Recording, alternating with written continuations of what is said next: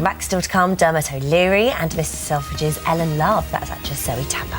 First, they made headlines after announcing that they'd had boob jobs and bum implants at the tender age of just 15 and 16. Jennifer Lopez Garcia and her sister Karen have now had nearly £10,000 worth of cosmetic surgery, all paid for by their mum. But there is a downside to their new bodies: unwanted attention from men. Well, joining Jennifer and Karen on the sofa is cosmetic surgeon Angelica Kavouni. So welcome, all of you. Thank you very much indeed.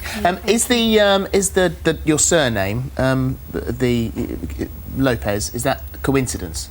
Or did you change your names? No, that's a coincidence because our father's surname is Lopez. Right, okay, so I think a lot of people would be thinking that, sort of clear that up right from the word go. So you both live in South London and you were born here in the UK, but the family are from Cali in Colombia, where this is apparently the plastic surgery capital of the country.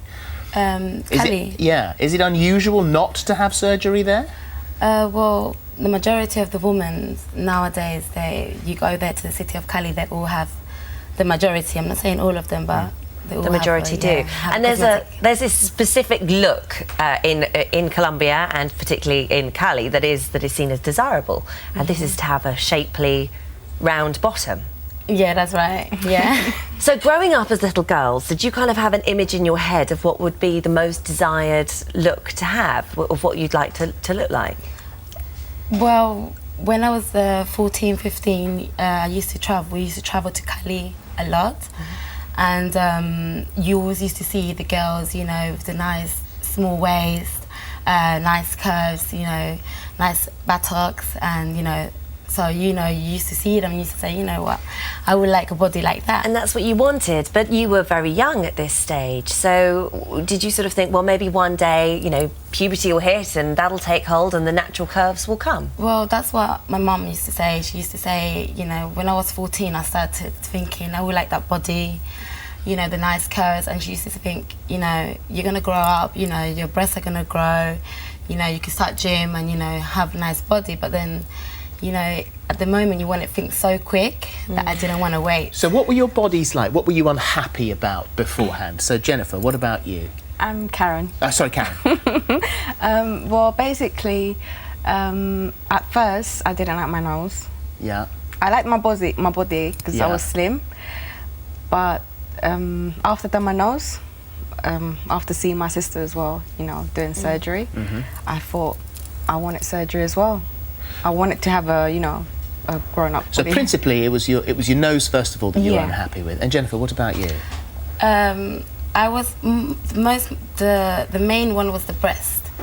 I was, you know, when I had to have a big breast and everything, and then when obviously I flew to Colombia, that's when I decided to do everything. Well, there's a difference here because when you first flew to Colombia, you were 15? 15. Okay, so in this country, I mean, that wouldn't happen anyway because legally you have to be 16, and actually I think even at 16 the majority of surgeons probably wouldn't do it, just ethically they wouldn't necessarily think it was the right thing to do. Wait until you're 18. Yeah, I think they'd suggest you wait. But you were 15, so you went there to have the boob job. Did they ever ask you any questions sort of about, you know, entering puberty and your body may naturally change? Did they go through those options with you? Well, yeah, the same procedure over there is like here. The surgeons have asked for the parents' concept, and they do medical exams. The procedure's just not like, you know, just go and, you know, I want to get this done and But then they it. tempted you with a package deal of having bottom implants and liposuction as well. I'm just going to correct that. It's not buttocks, implants, it's fat transfer. So they take the lipo, the fat out, and they put it somewhere else. Yeah, which is it's a natural looking, you know, because bum implants, they look, I think, too fake. I see. So I see. it's Okay. yeah. Karen, you've said at 14 maybe I was a bit young. Do you still think that? Yeah, I do still think that, but to be honest, I don't regret it. At all? No. But so what about this attention that you get from gentlemen, which is a byproduct of what you've done to your bodies? The attention is a bit of a problem. You know, I get a lot of attention, but it's not something that makes me unhappy, because I'm not unhappy. Like, I'm actually really happy with my body. It can be sometimes awkward, but, you know, I'm able to handle it. If you guys had daughters in future, would you recommend surgery in Cali? Would you say, right, okay, listen, if you're 14 or 15, go over? I wouldn't encourage them. I wouldn't. But if they weren't happy with the bodies and, you know, maybe they want to do surgery, I would support them, but not at a young age. Well, your mum is Leslie, and she says, I know some people say bad things, but when I spoke to the doctor about the surgery, he said it was okay to do it. Both the girls were concerned about their bodies, and I wanted them to be happy. That's from your mum. Yeah. What do you say as a professional? Well, it is true that at 16 one can consent, and it's not something that we practice here in the UK. It's both the BAPS and the Royal College actively discourage any, especially cosmetic treatment, because first of all the body changes. The body still goes through different phases, especially with operations on the nose. It is possible to actually have a negative impact, and some of the bones may stop growing because of the actual procedure. There are a lot of issues in terms of the psychological support of the teenager as well, because surgery is quite a difficult thing to go through. You need to have support during the recovery, and I'm very glad that you both had a very good and positive experience. However, sometimes things do not go right. Well, and what do you think about going abroad? Obviously, because the girls, when they had their surgery as well, although you had family out there who were there to support you, so you weren't alone, one of the big tempting factors for going over there is that your job lot originally was £2,000, which is incredibly cheaper than it is here. That's one of the big issues that we're trying to deal at the moment, because it is very tempting to do that. Again, as I said, it was a positive experience. However, there are a lot of cases where there are complications, and then well, there were complications actually, because was it Jennifer? Did you have the PIP implants that they had to? Then you had to go back and have those taken out. So that was another £1,000, and all the flights backwards and forwards. Yeah, it's this was last year. I had to get them changed.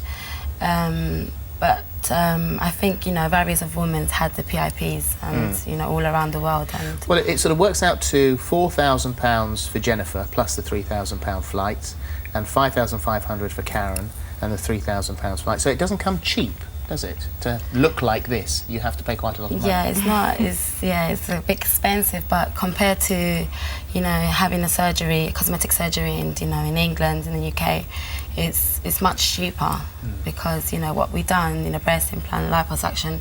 If you would have done all this together, it would have been 3 times more. They're happy.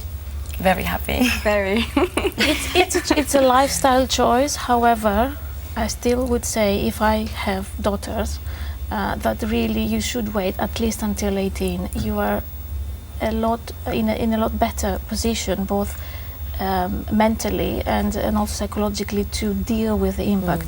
And you know, things change, your ideas may change, and also you have to think about the maintenance plan.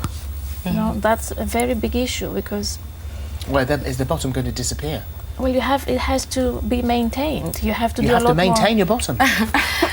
Well, because it's your own fat. Yeah. I imagine, you know, when you pull weight, you know, you could put, you know, your bum just goes bigger. Yeah. And if you lose weight, yeah, you could go a bit down, but not, you know. You have to do a lot more exercise to keep things in the same shape. Yes, absolutely. This is certainly like something that you need to read about before you undertake this. And what I think a lot of people don't see is the long-term plan. Yeah.